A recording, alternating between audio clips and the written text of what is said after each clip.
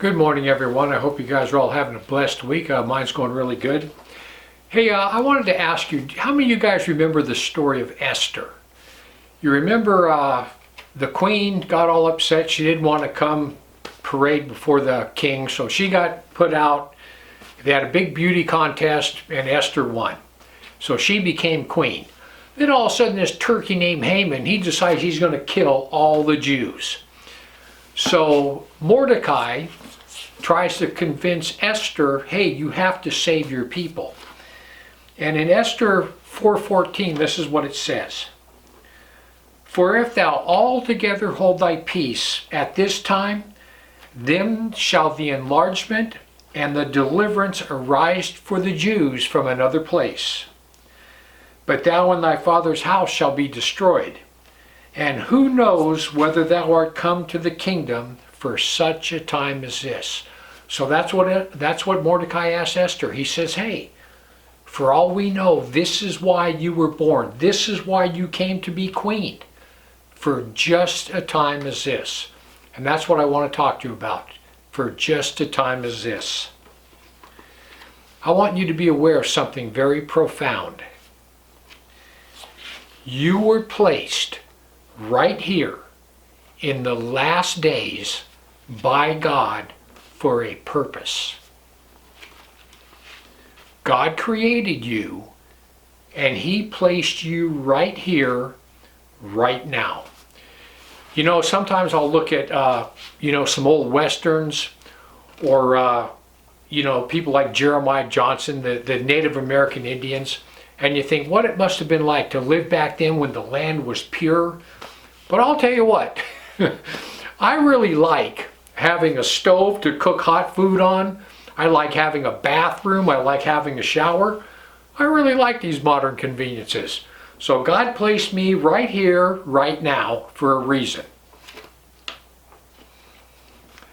Number one, we are literally like no other generation that's ever came before us. We living in the end times, we're seeing all this unfold, everything unfold right before our eyes. We're like no other generation that came before. Look at society right now. Just look at what's going on around us. School shootings. People, who could do that? Who could walk into a school and shoot kids? Who could do that? And I try to figure out what influenced that.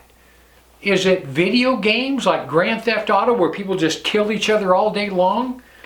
Is it horror movies, slasher movies? Is it drugs? I think it's all of the above. All of the above. We have a generation of insane people. Look at the LGBTQ movement. Look at that movement. We have men and women mutilating themselves, cutting off body parts, trying to become the other sex. People, that is total demonic depression. Total demonic influence. They are absolutely possessed and controlled by a demonic entity. That's the only reason someone could do that. Because we're living in the end times. And what about the parents of some of these kids? What kind of parent could give their child 7 years old puberty blockers and totally stunt their growth? What kind of parent could do that? They're confused. They're mentally deranged. I think those parents should be in prison for gross child abuse. It's horrible. It's because we're living in the end times. Society literally is going absolutely insane all around us. All you got to do is turn on the news, and then the media takes the side of the offenders. Someone breaks into your house and you shoot them, chances are you're going to be the one to go to jail. It's upside down. It's insane. You know one thing I'm convinced of? I am thoroughly convinced that God is protecting the human mind. You and me, our minds. God is protecting us. He's protecting us from all these chemicals they're spraying in the sky. He's protecting us from all that. People, look at all the crap. Look at all the crap that's gone into your head since you've been born.